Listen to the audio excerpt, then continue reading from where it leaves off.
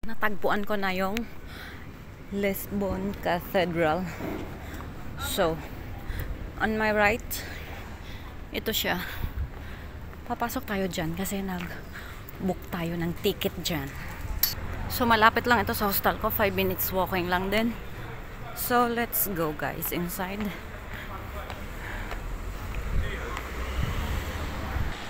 Ito yung pintong napakalaki. So, pasok tayo. Okay. Of course, may ticket yan. This is it.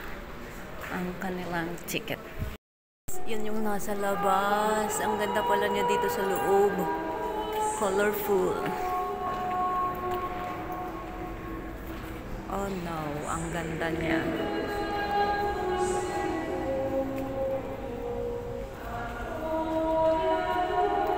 Ang ganda kapag ikaw pala'y kumanta, yung nag-e-echo, buong-buo yung boses. Yun si ate, kumakanta siya.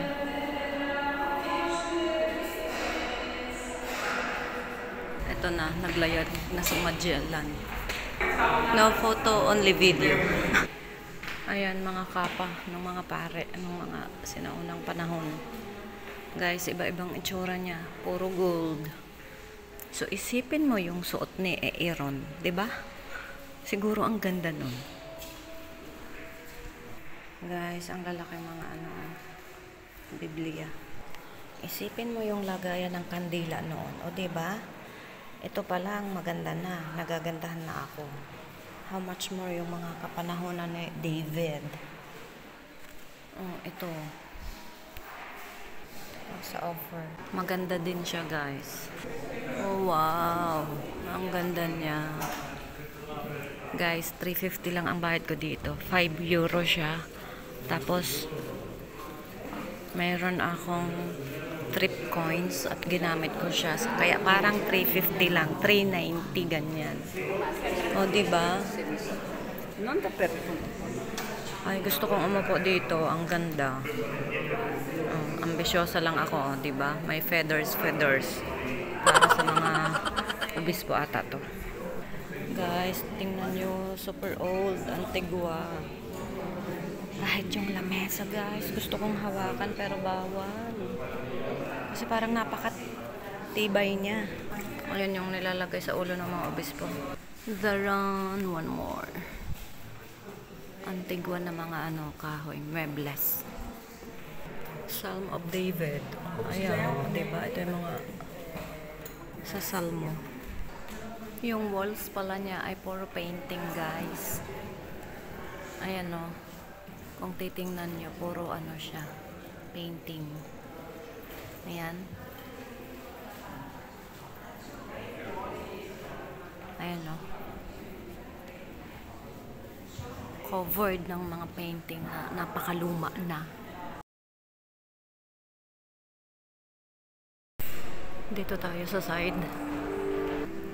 Ayan, ito yung The Lisbon Cathedral. Ayan. Ang ganda pala niya.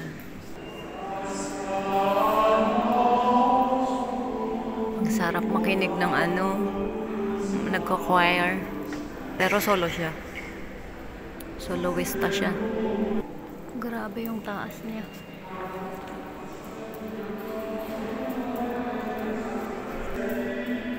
Ganda ng structure niya. Grabe.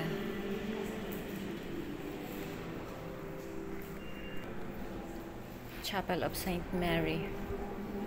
Ito yung niya, unique sa Portugal. May mga statue dito. Hindi ko alam kung sino siya. Saint Damian Chapel daw ito. Ganda naman ng structure nito. Madami rin pumasok dito Guys, may bayad din ito kung gusto mong magpailaw dito. Ayun Dos. 8 kandila. So kung 2 kandila, 50 cents.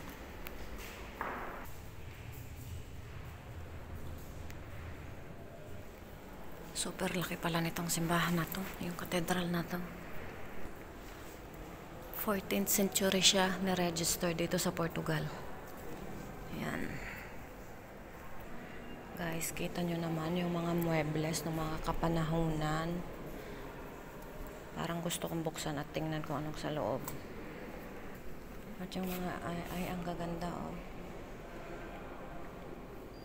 Bulaklak yung kanyang design. Ayan, kung gusto mong magdasal dyan, naka-reserve dyan. Ayan. Ang ganda ng mga ano niya, structure.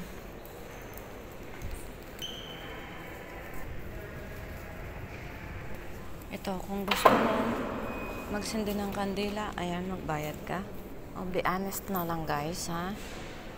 Kasi naman, nandito yung kandila at pwede mo siyang sindihan na lang dyan.